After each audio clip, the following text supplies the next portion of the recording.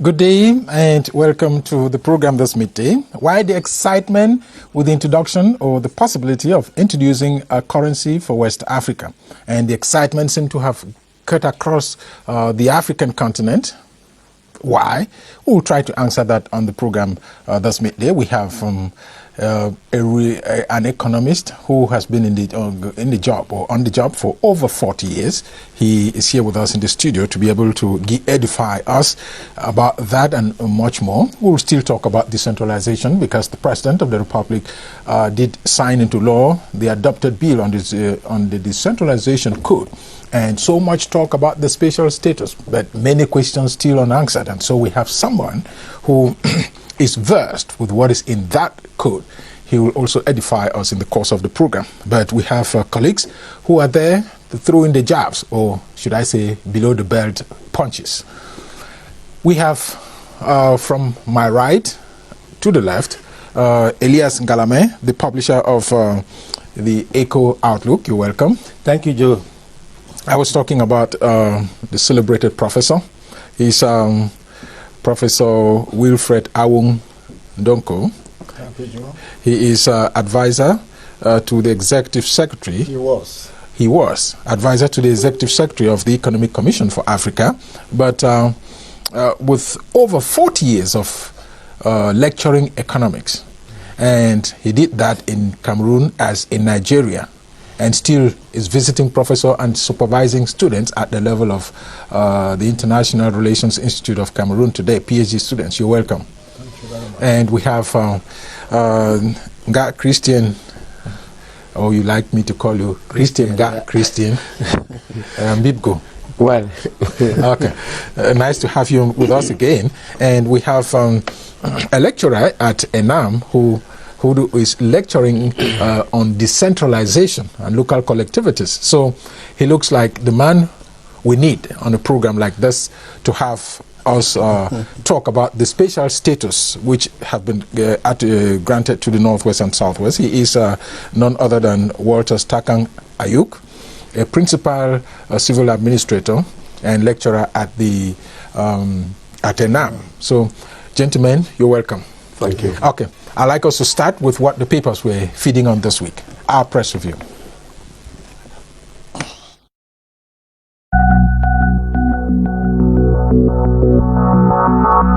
The promulgation of the law instituting the General Code of Regional and Local Authorities flood newspaper columns this week. The lone bilingual daily Cameroon Tribune reports on the 2020 budget, decentralization and bilingualism law, and 7 others promulgated by the head of state. To Cameroon Insider, decentralization bill gets presidential assent. Just when Anglophone working with group dissect content of special status for Northwest and Southwest in adopted decentralization law as reported by The Horizon. Cameroon Tribune then zooms in on the state versus local decentralized collectivities and says supervisory role is less visible before emphasizing the need for competent human resources and decentralized councils. As MPs hail pertinence of decentralization law on Cameroon Insider, Cameroonians were appreciating the law on bilingualism on Cameroon Tribune. This at the time political parties are strategizing for February 9, 2020 twin polls. Cameroon Tribune headlines, political parties await campaigns when more calls are resounding for active participation as Elecam systematically prepares electoral material on the lone bilingual daily. Yet the interest of The Horizon is on Honorable Foba Chindas Simon's assertion, it quotes, Biya should postpone the elections in the Northwest and Southwest regions until he has put in place the necessary peace. At the time, 3 workers of Sus du Pays are caught up in crossfire in Ikuna, leaving 3 dead, while 4 die and 6 others are injured in a collapsed building in Yaoundé. Then the sun sets at dawn at the Post newspaper, headlines The Guardian Post, as Anglophone journalism icon Francis Watche dies at 64. The Post newspaper dedicates its Monday, December 23 edition to Francis Watche, seasoned trainer, incisive journalist, erudite politician that bows out. Eulogies pour in on the different columns of the Post as Kamasesh immortalizes fallen hero with Francis Watche Annual Award. Then Judith Yar's 360 days at the helm of Camtel are evaluated, the Guardian Post writes, when landmark achievements send detractors to work. To the horizon, the Judith Yar Sunday Revolution at Camtel 1 year on. The declaration by the National Coordinator, Fai Yengo Francis, that ex-fighters coming to DDR will be free, safe and rehabilitated. The pledge by Soweto to aid the return of IDPs and refugees to the northwest and southwest regions. The distribution of Christmas gifts by Cameroon's First Lady to sick children at the Chantabia Foundation. The unveiling of government's master plan to transform road infrastructure in 2020. The inauguration of the Institution for Training of Trainers by the Prime Minister, head of government. The protest by hemodialysis patients in Yaoundé against non-availability of dialysis kits, and the announcement of Sports Minister that the controversial mascot Tara has been withdrawn and a new one coming soon, also form stories reported by the papers this week. Let's now end our press review with a story on the Guardian Post, wherein a renowned hunter in the East region known as Merlin Pianga has been arrested for killing his nephew during a hunting expedition in Golmunduka in the East region. Merlin had asked his nephew to join him to the forest for hunting on December 15 when the incident occurred. The hunter then confided in his best friend Samuel that he had killed his nephew, and Samuel later reported him to the gendarmerie. Merlin is currently behind bars and is said to have killed 2 other people in the past. Until I come your way again, this is your Hour with the Press.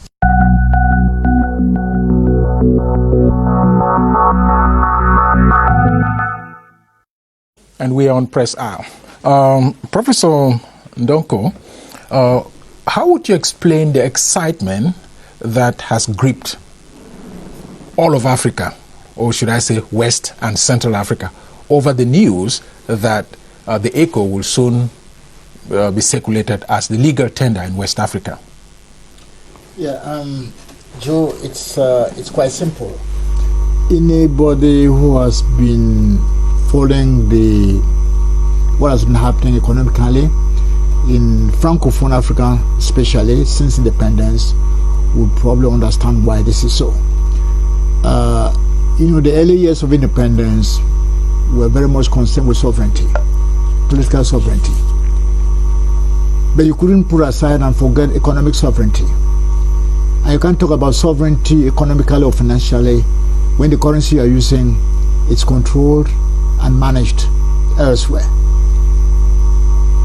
So, after more than 50 years of independence, the CFA franc is being replaced by the new currency ECO. Okay, now, is the excitement over the fact that the CFA francs will be dying, and that might have a repercussion on Central Africa, or the excitement is that a whole sub-region will have a single currency? No, it goes beyond that.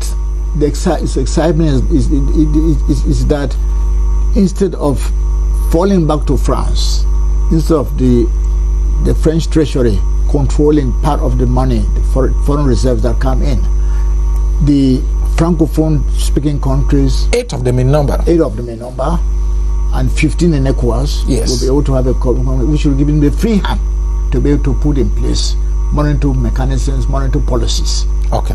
Now, what does it take to create a currency? It's not just printing the paper. To create a currency, you must be able to have an economy which has its worth its salt. You must be able to meet international standards in terms of the responding and respecting the criteria which have been set down, like it happened in the European Union before the euro was introduced. each individual member state will have to respect all the 10 criteria, 4 of which are measured, 6 are secondary criteria. Can we have some of them? Yes, sure. Inflation should not be more than 4%. The deficit should not be more than 6% of the GDP, and so on and so forth. Okay. Because otherwise, you won't be able to control the situation. Okay. It is very, very important. Which means economic factors are more important than the political push factor, which will push it or force a country or enable a country to create a currency. Yeah, I would think so. You can't talk about sovereignty politically where you don't have any sovereignty in terms of where you're able to manage the economy. If you're not able to manage the economy, we don't have closed economy, but you should be able to have mechanisms and policies on the ground that can be able to serve as a buffer or something to water down the external impact, which was not the case before. Now, external impact in terms of falling commodity prices, in terms of external interference, look at what happened to the structural adjustment programs and so on, which even created errors when they were about to implement them in some countries and so on. So, sovereignty, it's really not just a political, it's also economic. And you cannot talk to your partner out there unless you know your house is in order economically. You can have all the whatever thing the politics takes, but what is important is, do you respond to aspirations of the population in terms of the way you manage the economy? You cannot manage the economy effectively and control what is happening in the country unless you have a currency which you can have the final say. Okay. But, okay. I'll come to you shortly, but let me say, when he says what he says, and we see that the CFA franc has been in circulation in 8 countries, and that what he's saying was being controlled from elsewhere.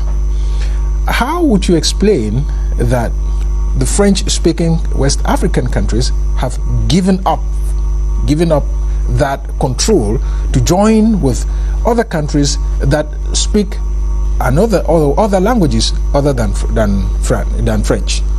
Yes, Joe, I think it goes to show the strength of their economic community, ECOWAS. Because you remember that single African countries, leaders of single African countries that dared to stick their head before voicing out on the taking away of France CFA, have paid for it dearly. You remember Sekou Touré, Thomas Sankara.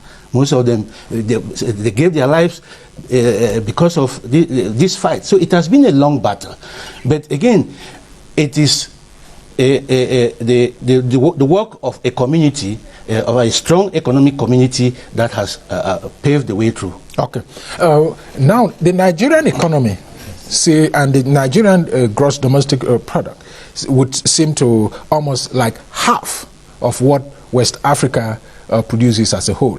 Will the Nigerian economy not overpower the other economies? Now, what will be the effect of a currency with one single big economy like that of Nigeria in a whole region like that? I don't think it will. As we say, Nigeria is the big brother.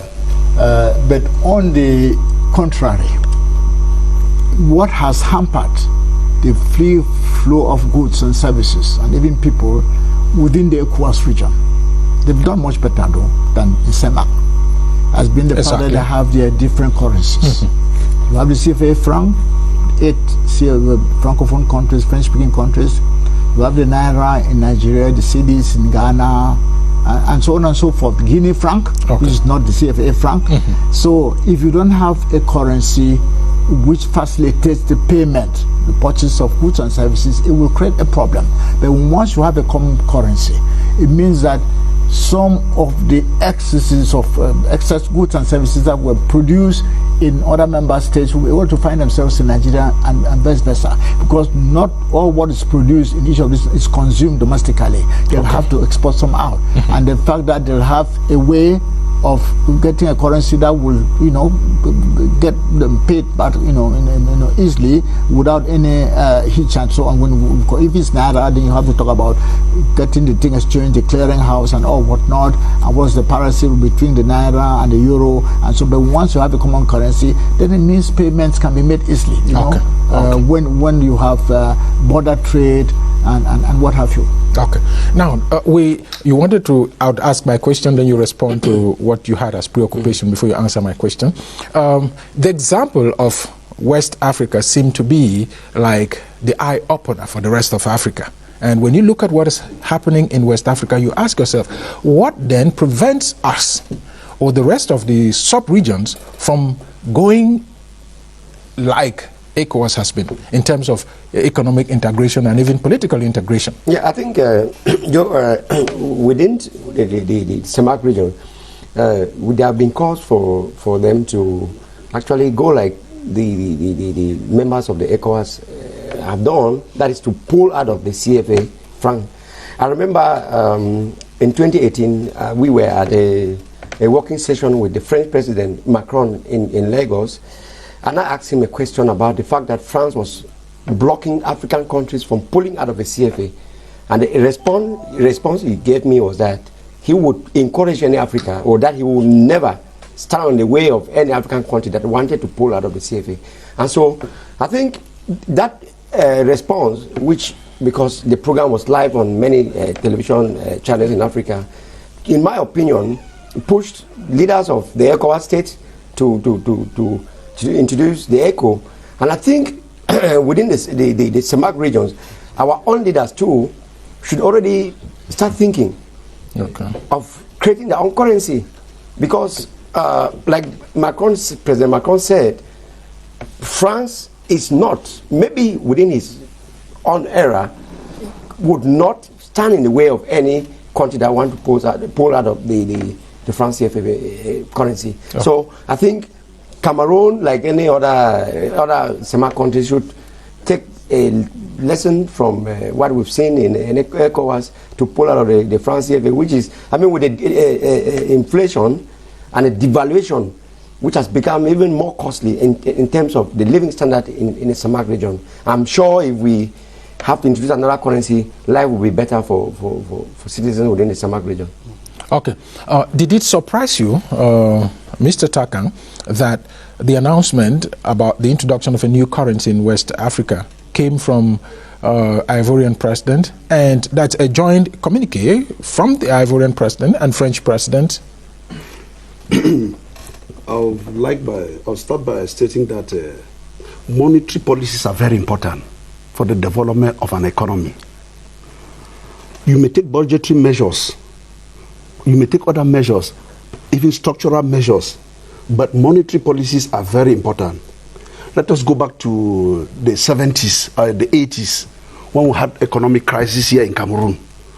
The IMF came and imposed structural reforms of our economy, which were implemented, yet our economic problems persisted. We went ahead now to even devalue our currency, yet our economic problems have not been solved, which implies that the monetary policies have to be looked into. So coming now to the case of the Ivorians, I think it is a bold step that they took, that they want to adopt their own currency, because their own currency determines your pace of economic development. So the fact that it was announced by the Ivorian president and Macron, it implies that even the French themselves have realized that they could not continue tying the Africans down to have their currency pegged to the French treasury. It is high time and very, very imperative that the Africans, all those African countries using the CFA franc or using the West African franc, those countries should look for their financial and monetary autonomy now. Okay. Professor Ndonko, when you listen to what he says and you look at what is happening, and their argument online or to the fact that their argument that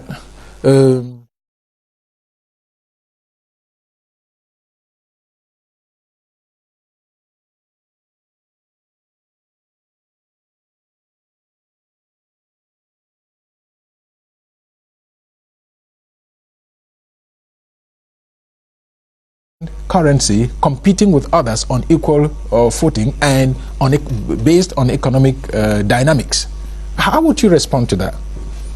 I think it is when you say independent currency, you're saying too much.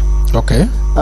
For the simple reason that the parity will still has to be determined between the euro, the ECO, and the euro will be determined by the French bank, by the French central bank. It's very, very important. Why?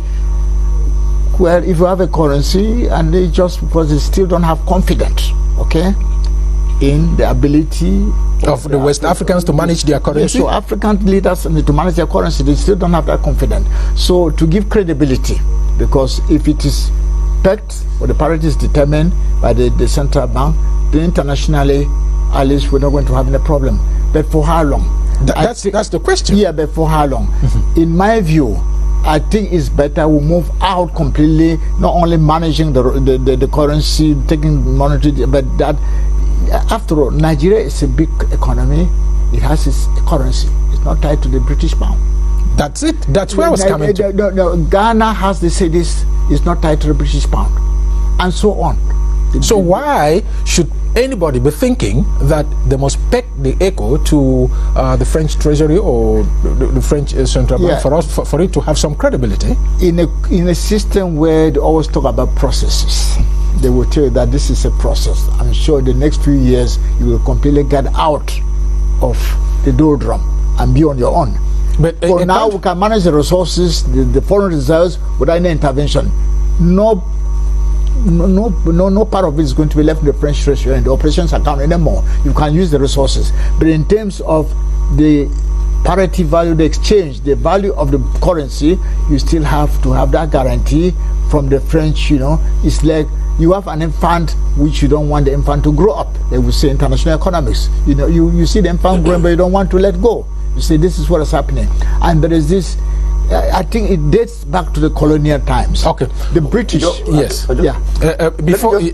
I'll come to you. But I wanted to ask Prof this question. Okay. What becomes of the reserve which these 8 West African countries have had in the French treasury? Will it give them now, say, take your money and use it the way you want, or what will become of that reserve? I think that has not been clearly spelled out. Yes, because apparently the ECOWAS member states have not put in place the structure. There's the West African Monetary Zone, fine. There's the West African Monetary Institute. They do the technical work, but they've not put in place, the structure, the mechanism, how they're going to manage this. Okay, the transitional period. Precisely, the transitional period. Okay. It's not that, but I'm sure some mechanism it has to be put in place. Precisely, yeah. Okay. Yeah. All right. Christian, then Elias. Yeah, Joe, when I listen to Prof, the way he's explaining, I see some kind of, there is a great departure from what President Macron told us in Nigeria.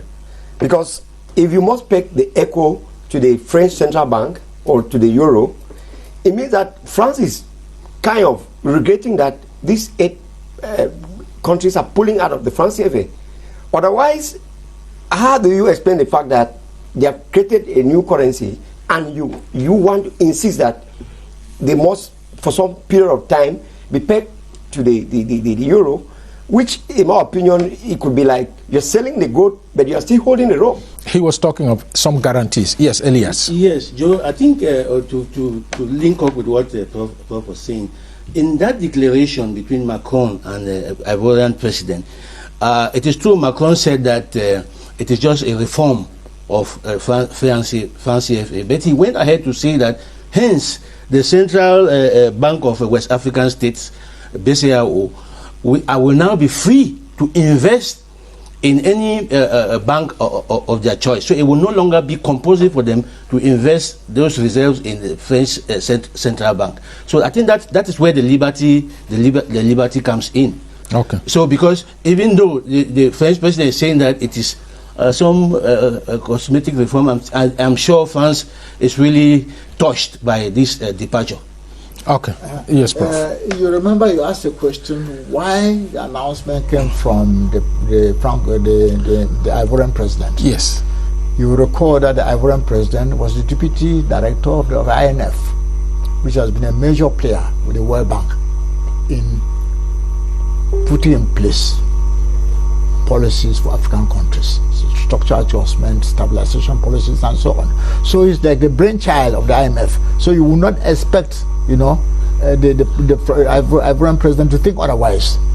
So. But does that give him the that powers to do that on behalf of all the other countries? I would have expected Nigerian president to do it because he has a bigger economy, or the first economy on the African continent, if we were to put it that way. Technically, he's better placed. Okay. He's well in the work in the World IMF. He knows the rules. He knows how IMF functions. Okay.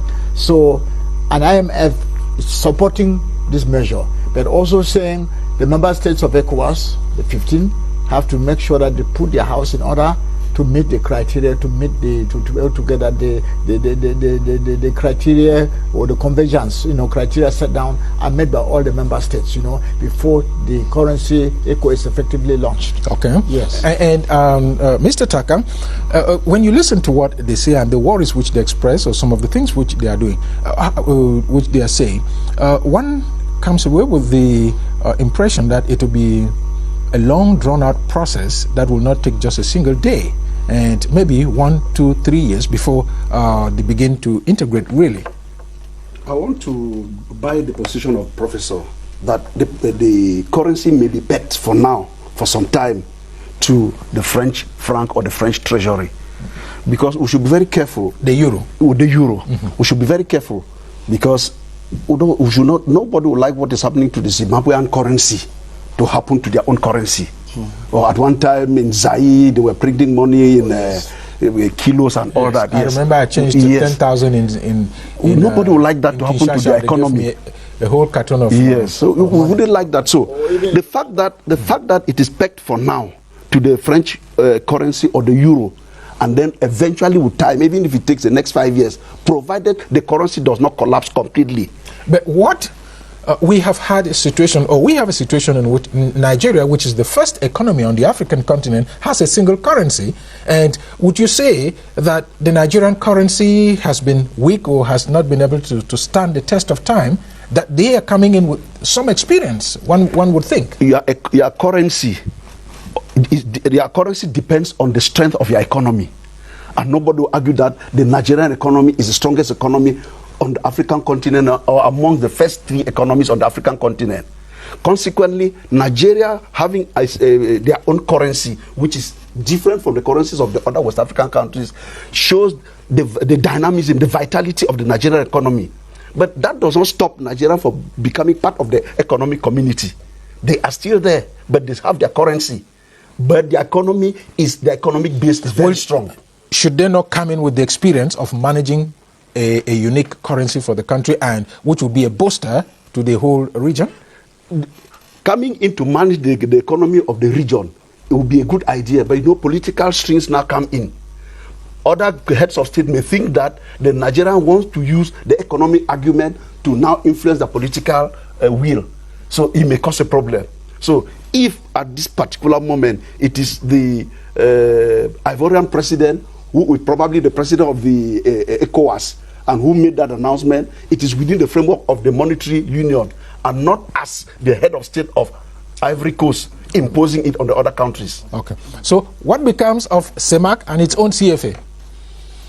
Wow, that's a question that everyone has been asking, and it looks like, unfortunately, from my view, CEMAC leaders even have the fear. They don't have the courage even to think that they can form their own currency. Because I remember there was a workshop in Douala for CEMAC leaders, during which they said they were not thinking of going out of the CFA franc.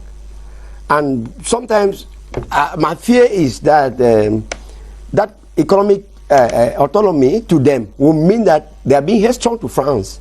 That is, to me, how they reason. And so they even are afraid to undertake that kind of measure. Does that, the creation of ECO in West Africa, create fear in the minds or in the economies of Central African states? Because there are 2 separate zones. There's West Africa and Central Africa. Okay. The only thing that links the 2 regions is the Chad Basin Commission, wherein you have Nigeria and Niger from the west as members of the Commission, and Cameroon and Chad from Central Africa as members of the Commission. Otherwise, you don't have direct importation from the ECOWAS region to CEMAC region. It just doesn't hold water because there are external tariffs against third countries, okay, or non-member countries, like we say in economics. So once that happens, it will not happen. But it can go through the Lake Chad Basin area, but the effect is not going to be very, very minimal. Okay. So I wouldn't even talk about fear. But I think secondly, many countries feel that Nigeria has a general economy, they can easily swallow them. But they don't also think of the fact that Nigeria also has a very big market, over 150 million, okay, of consumers. And some of these countries, you cannot survive on your own. Okay. Now, will the creation of a common currency for the whole region not act like a pull factor for the rest of Africa? That's making people want to go to invest there because the market is enlarged. Yes, certainly. But in Central Africa, we're also afraid of our shadow. They don't want to go out and take the challenge. They are not Dangotes in Central Africa, okay? Who go? They're in Douala, but this is a French-speaking country, an English-speaking country. They are there in Douala. They are all over the place. So you need to take, you need to have businessmen who will be able to take the bull by the horns and take their money where they think it can. So but they always have that fear, you see, and the challenge. And I think because they think they prefer to stay in their what we say their comfort zone. Comfort zone. Okay. Thank you very much. Their comfort zone. It does not augur well. You can't talk about development unless you're able to think radically, unless you're able to take risk. Okay, anything in development, especially in private investment, is a risk. Okay, you can make it or you may not make it, but you need to take a bold step. So maybe Central Africa will want to sit and wait and see what happens in West Africa, and that if in fact the expected results and so on are forthcoming, they may then come in. But for now, they're a little bit too comfortable. Okay. Yes, Joe, you close this phase. Joe, I think I see it more as a seed, a mustard seed, because the Central African leaders, they might not be in total agreement now, but some of them are voicing out very clearly. This Debbie stands for that pullout. So if he succeeds in convincing his colleagues of the other countries, then we are hopeful that one day, maybe in the nearest future, CEMAC will also agree on what to do. Its own currency. Yes. Okay. I don't see that coming soon. The meeting that they held recently. Yes, in Yaoundé. Yes. The final communique stated that a commission has been put in place to carry out deep reflection. Yes. That word deep reflection was used on the media about the future of the CFA, which means that if they are to reflect deeply, the end result will be down. The Ivorians have opened the door, and the Central Africans will follow. I would think that I remember that statement. It was just made because there was a lot of pressure before that meeting in Yaoundé from economists, renowned economists, that the CEMAC region should pull out of the France CFA, and I'm sure they didn't want to take a decision on that pressure, and they decided to push it ahead.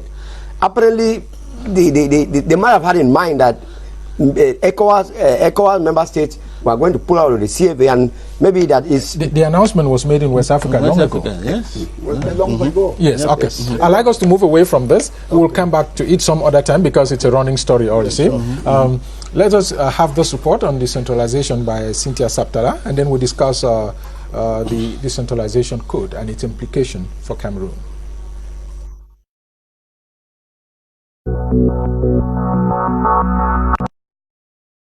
Before the December 2019 bill to institute the General Code of Regional and Local Authorities, it was the Ministry of Public Service and Administrative Reform that was charged with the recruitment of administrative staff. One major innovation of the new bill, which devolves powers to local councils, is the ability to recruit staff in certain areas. Based on the 116-page document in Part 2 on the rules applicable to councils, Section 160 states that as one of their new competencies, the councils are now responsible for the recruitment and management of nursing staff and paramedics of integrated health centers and subdivisional health centers. What this means is that in the far north region, for example, with its estimated 356 public health facilities, the councils can hire nursing staff in health centers as need be.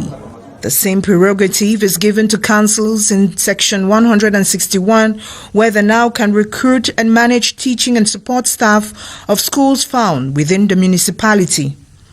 The mayor, as the council's authorizing officer, is, according to Section 209, allowed to perform duties in accordance to the Labour Code and collective agreements. These innovations have been highly saluted as it resolves issues such as the shortage of teaching staff in remote areas of the country.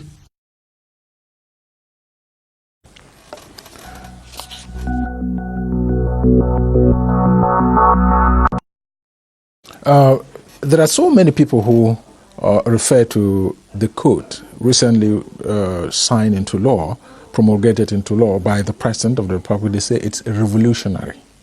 What is revolutionary in the code? The code is revolutionary in the sense that it has introduced so many new structures which did not exist before that code. At first, the Constitution spoke of the decentralized collectivities being made up of the councils and the regions, but only the councils were existing. Nothing was said about the regions until we had this crisis and this code was prepared and sent to the assembly. The code brings in now regional assemblies, and then brings now a special status which we accept that the Anglophone crisis has been because the identity of the Anglophone was being swallowed up. So the crisis came up to restate the identity of the Anglophone. And this statute has recognized that specificity of the Anglophone community in Cameroon. Also, the overbearing powers of the administrative authorities, who were the supervisory authorities of the councils, was too much. But this code has come and tailored it down, not only reducing their competencies, but giving them time limits within which they could do certain things. So that is why you realize that the code will have a far-reaching impact on the lives of the population. From the commentaries we followed on the story. Yes, she spoke about employment. Mayors now have possibilities of employing. They employ local staff. There will be a local public service. This local public service will employ persons to work within them. Besides that, many more resources have been put at the disposal of the councils and the regional bodies. Formerly, less than 3% of the state budget was attributed to decentralization or to the decentralized collectivities. And this less than 3% passed through the ministers, who send the money with specific instructions to the mayors. You have to build a classroom here. And even the plan of the classroom came from Yaoundé. The mayor had nothing to change or modify. But now the mayor can use his discretion. He will know where he needs a classroom. The money that has been sent for education, he will know where to put the classrooms. He will know how many teachers he lacks in his municipality. He will know how many teachers to recruit and where to fill up the gap. So all those changes just inside one code, I think you can bear with me that it is revolutionary. The way you speak pushes me to ask this question. How will these same mayors, who have been, some of them, have been tagged for incompetence, for mismanagement, for inabilities to craft programs that will fit their councils, and so on and so forth? That's where will the mayors take technical knowledge to be able to apply this code effectively and have development reach out to their people? The code says in one of its articles that there will be training and refresher courses for the municipal authorities 3 months after the implantation, or immediately after they win the elections and the councils and the council executive are put in place, they will carry out refresher courses. It is true the mayor is a politician. He goes to parliament, or he goes to the council on the basis of a political platform. Yes, on the ticket. Yes, on the ticket of a political party. He is not a technician. But with this new code, it is possible for the mayor to recruit specialized and technical staff. The minister was saying it today over Cameroon calling. The mayor will be a manager and not a politician, because he has much financial and material resources and even human resources at his disposal. Consequently, he must learn to coordinate all those resources at his disposal. The mayor, besides that, he will also have to make sure that the mandate that is given to him, he has to give an account to the population after 5 years. The dispensation has changed. At other times, it suffices that the mayor could sleep and do anything, so long as you're a CPD mayor somewhere, they will re-elect you back. No, it cannot be so now. Because it's the resources at your disposal, the human and financial resources. The population want to see a change in their lifestyle. And if you're not able to cause them see that change, the population will not keep you there. Okay, I'll come back to you shortly. Yes, the expert. Yes, sir. Joe, you wanted to react before I ask you my question. Because he's sounding so optimistic about the because he knows the content of the code. But you don't know the mindset of the people, the mayors who will be voted into office on February 9. Remember that the same mayors who would manage this budget you are talking about are the very mayors, some of them, who had cancelled budgets of billions of francs CFA. And we didn't see what they did with that money. So, like Joe was asking, what is the probability that... No, I thought you wanted to observe that I can ask you my own question. No, I'm just saying... Because you are asking him a question. I'm saying that he is being too sure. It's based on what is in the code. Okay, Joe, can you take my question? Yes. Okay. We are talking about a revolutionary code. We're talking about something that will impact the lives of the common man. And we know that this code has come, and many people say that if it came as a result of consultation, it would have had a bigger impact, but that it's prescriptive. How would you respond to that? Well, I think, from my understanding, government did some kind of underground consultations. You know, to know what exactly the people, especially the people of the 2 English-speaking regions, what they wanted. Because the cry has been that there was a lot of power centralized in Yaoundé, and that the people were able to manage their own resources. And that is why I'm sure that after due consultation, it was after due consultation that government came out with these mechanisms, and then, which, of course, on paper, it gives more powers to the municipal authorities. But my only fear is, would they be competent enough to manage these resources that we put at their disposal? Okay, I'm sure he asked that question. You want to take it over? I want to answer him. Why am I so optimistic? I am optimistic based on the fact that, one, these mayors had less than 3% of the state budget. And what did they do with that 3%? Okay. No, please allow him to answer. I'm the only one asking questions here. If you have been to the city of Bamenda, I would like to take the city of Bamenda where I walked before I stepped down. In the city of Bamenda, go and see the tarring of streets by the mayors of Bamenda 1, 2, and 3. From Mile 4 Junction right up to the Bamenda 3 Council has been tarred with the little resources that you are talking about. From Chobo Junction right up to Bendy Park. Please. I am coming. Christian, allow him talk. Let us go to the city of Limbe, which you said that it is a very clean city today. That same government delegate is using just 3% of the resources put at his disposal to make that city clean. He's using still this 3% to organize the cultural festival that we have been following on television. So you think that if they give them now 15%, will they not triple their efforts?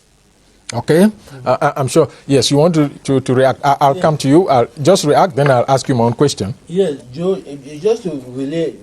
Look, the code in itself, if we have to measure it with the Grand National, the recommendation of the National Dialogue, we can say that it is comprehensive. At least it touches on some of those. But when it comes to devolving powers, I mean, the government still holds on very strongly on the decision making with the existence of governors, DOs, and all the like. It is true that the council board and the regional, they have consultative, but I remember Njoma raising a worry on the use of the word may instead of should. So it waters down the consultative powers, because they can do it or they can consult them or not. So it is some sort of powers given with strings.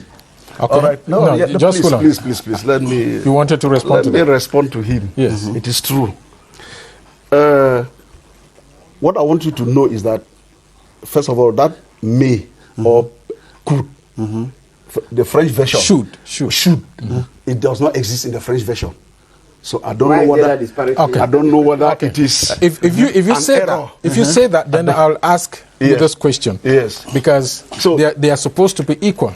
That is it. So in Article 327 and 328, yes, there is a usage of the word shall and may in that order. And if there is a problem with the translation, then there will be a problem in the interpretation as well, because the other people are using the other one, and we shouldn't go back to the constitutional disposition, which used to say that the French, if there's a problem in this translation, the French takes supremacy. It takes supremacy, right? I want to come back to his fear that the governors and the SDOs, they are still there. They still control power. The governors and the SDOs, I said it earlier, I said their powers have been reduced to the barest minimum. In the sense that... Shall the councils not have supervisory authorities again? The councils in Anglophone Cameroon, Northwest, Southwest, you don't have supervisory control any longer. Supervisory control is reserved only for the other 8 regions. Okay. Yes. Okay. So I want it to be made abundantly clear. Okay, Prof, there is you wanted no to say something before I ask him one in question. the councils of Anglophone region. All right. And the way he speaks, he's so confident, and it looks like what I said at the beginning, that revolutionary. He did... accept that it's revolutionary as such, but there are so many Anglophones, or English-speaking Cameroonians, who think that the content of that special status do not meet their aspirations. How would you respond to that? Yeah, I think my response is simple. As much as the code looks very nice on paper, beautiful, it looks beautiful, but I was told when I was a student that the best program or the best plan is the one that is implementable. So the issue is the people who are there, the mayors and the regional council, do they have what it takes? Because if they don't have the skills, the experience to implement, you can pump in millions, you will still go back to square one. This is the problem. And we're talking about the same people. This is very, very important. I think that in any serious business, serious thought should be given to what we call feasibility studies. Is it going to work? Is this person, does he have what it takes to be, he's a politician, but he's not a technocrat. You don't have politicians in the World Bank, my dear. We don't have politicians in the IMF. We have technocrats who dish out these policies, which at the end of the day become a bitter pill for us to swallow. So at that level, if they don't have what it takes, some of them are not even committed. They just want to fight to get there. So I think they need some, it's not a seminar of 1 month or 3, no. You need training to give skills in terms of project preparation, project monitoring, project evaluation, and so on. The qualification of a mayor will be spelled out in future elections or when councillors have been selected. I don't want qualification on paper, okay? I want those who are trained, who they can sit down and say what they want to put on a project. What is want to put together a project? Which are the target groups? At the end of 3 months or 1 year, can they undertake the evaluation of that project and see whether the stated objectives have been achieved and so on? Okay. Number 2, and what really concerns, to avoid corruption. I think the code could have said that somewhere that in fact every 3 months they should be controlled externally, because the corruption is rampant, because they let things get out of hand. after a year, 2 years, then once every three months or 6 months, the North people are going to come. They will sit up like we used to have in the old audit. This thing in former West Cameroon. The green Land Rovers. Yeah, precisely. You know, they will sit up. Otherwise, by the time you realize to come and do this, the money must have gone. And then the third concern is the people who are supposed to benefit. Okay, the people at the grassroots, the poor people, and so on. You know, the fact that they didn't go to school, they didn't have training in the full-world setting, does not mean that they don't know what they want. I think they must be able to, in determining whether it should be a health center or a small bridge or something, have a say. How is it going to impact their lives? Granted, we hope that when this thing is implemented, they will be able to say, okay, what we're expecting, we've got it. What we're expecting, they've not given us. Okay. Which was not the case in the past. Right. Yes. Now, how do we ensure that a mayor in a local council carries out a rational development, irrespective of the political leanings of a village or a community or so on and so forth? Yeah. Yes, how do we ensure that? Yeah, before I come to that question, I'd like to start by but you know why the preoccupations that have been raised by other members. Allow him answer my question. Sure. Okay. Yes. Let me start with the preoccupations that have been raised by other members of the panel. The first, the professor raised a preoccupation of control. See, yes. Is there any organ of control? Because we are not sure. On a quarterly basis. Yes, on a quarterly basis.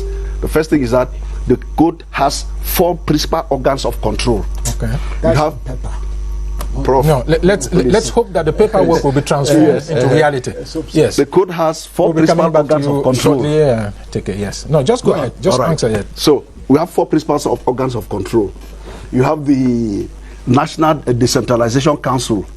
You have Interministerial Council for Local Councils. You have a Council for International Decentralized Cooperation. And then you have Audit Control and Judicial Control. These are all systems of control put in place to make sure that the huge amount of resources that will be put at the disposal of mayors should not be squandered anyhow. Yeah, these are state resources, whole lot. I'm coming.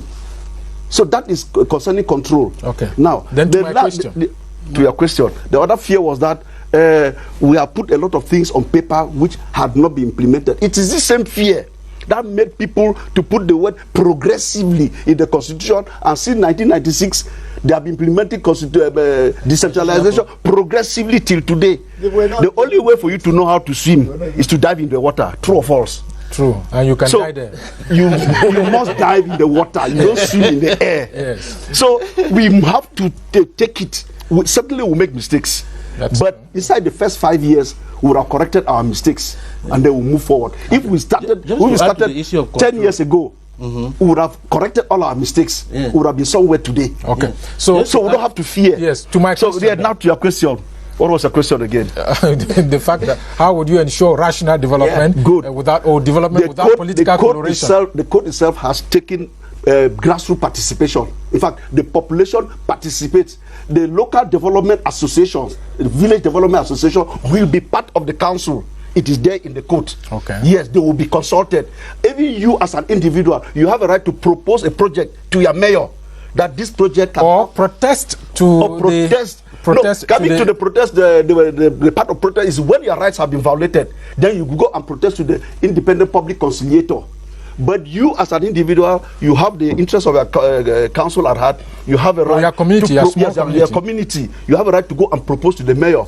Mr. Mayor, we would like that. We don't have. If he doesn't take it, if he doesn't take, that is when now you of the Northwest and Southwest you go to the independent public conciliator. I said, look at my mayor.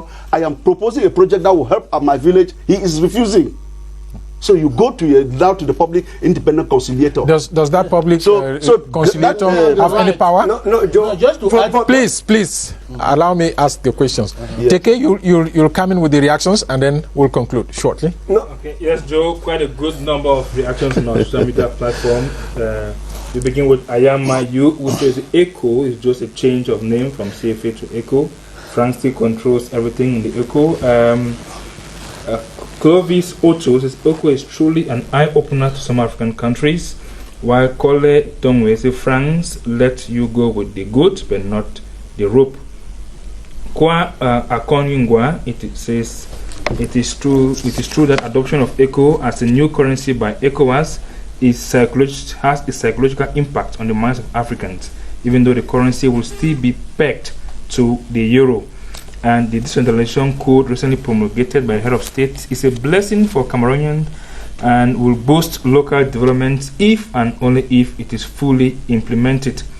Biker Ernest Shom said the advent of ECO is a known event. The dependency on the French is still maintained, and if it could be completely cut off, then it will make sense. Thomason Joseph says, when Africans think that 1,200 ECO is equivalent to €1, it is really painful and disgusting. Why is ECO linked to euro? And Prince Meta Bene Ubesa Modika says ECO is a scam. Luckily enough, English West African countries like Nigeria discovered the hidden hands behind it, which France is playing. And Eno Manu Samuel says it's ECO and CFA are birds of the same feather. And what is the value of ECO in the international or world market? And he continues to say decentralization is good, but one should it should not end up on paper, and it should not be a myth. Jodine Godlief says Nigeria should be careful not to fall under French neo-colonialism. Okay. People were so itchy. Yeah. I would like just you to make your last observation from what he said, then he will conclude. But I'm promising you that he will come back, because I've not even asked all of the questions which I prepared for him. So, and especially the questions in the minds of the people from the Northwest and Southwest about the special status. You would have to take a commitment that you will come back, so that to allay the fears. Okay. Yeah, just to add on the point he was raising on control. I remember reading Joma raising the view that some people criticize the presence of a government representative in the board. She says that is, to her, that is absolutely necessary, because we have had overzealous mayors who talk down to their council members. I think this representative will play that watchdog role, because those mayors take themselves out because they have godfathers there at the presidency. Okay. I think that element. Prof, you have a last word on the decentralization code, or you want to say something about Francis Wache? I just, my last word is that I just hope, my fervent hope is that irrespective of the party from which the mayor comes from, or the majority party from the opposition, the interest of the people should take precedence over everything. Once elected, he's the mayor of all. Yeah, Joe, I just wish that from the explanation he's given, which are very, very enriching, we should not spend time quarreling when the code will be in the process of being implemented. But again, I think the one plea I want to make to the powers that be is that they should get the councils to employ seasoned development experts to help the mayors in the implementation of the code. Yes. So where do we go from here? Will the code be implemented immediately after the elections of February 9? Or it will still go progressively? The code in one of its articles stated that implementation will be mutis mutandis. Okay. That means as soon as possible. Okay. All right. Okay. Mutis. Okay. It is in the article. I like us, as soon as the Article 6 of the 1996. I like us to say a word or pay tribute to one of us.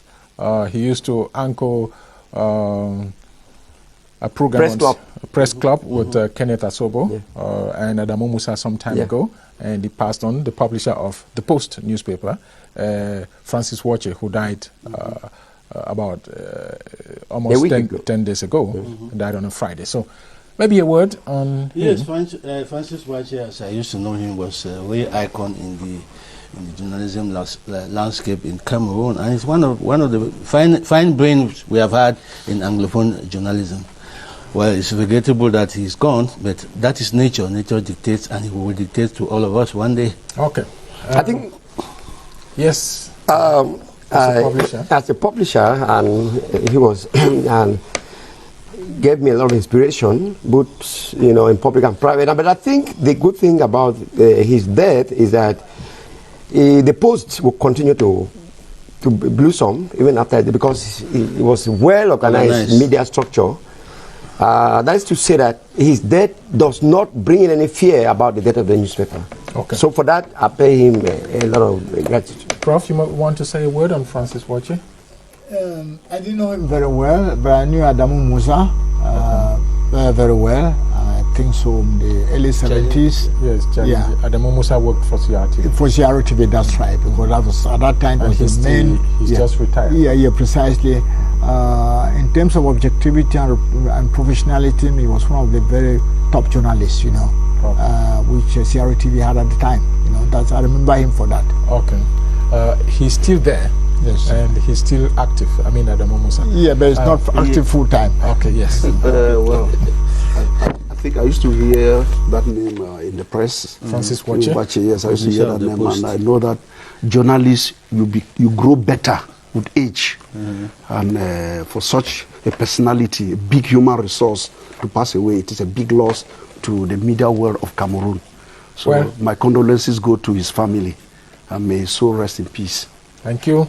He was also the mayor of Nkornoni in the Northwest region. So yes, decentralized personnel. Exactly. And he was a lecturer at Sefamo. So okay. If I knew Thank you so much, gentlemen, for coming. I hope we'll be again with you next time, particularly Mr. Walter Stakang. We have promised that we'll bring him on again because he's not exhausted all the questions we prepared for him and all what is worrying people in the Northwest and Southwest about the spatial status. So we'll look forward to having another session with him again, maybe one just press R on decentralization and the new code. Thank you for being with us on the program that's Midday. We look forward to being with you again same time next week when we'll be on. Have a good day and Happy New Year. Next week will be already in 2020. Stay with CRTV if you can. Good day.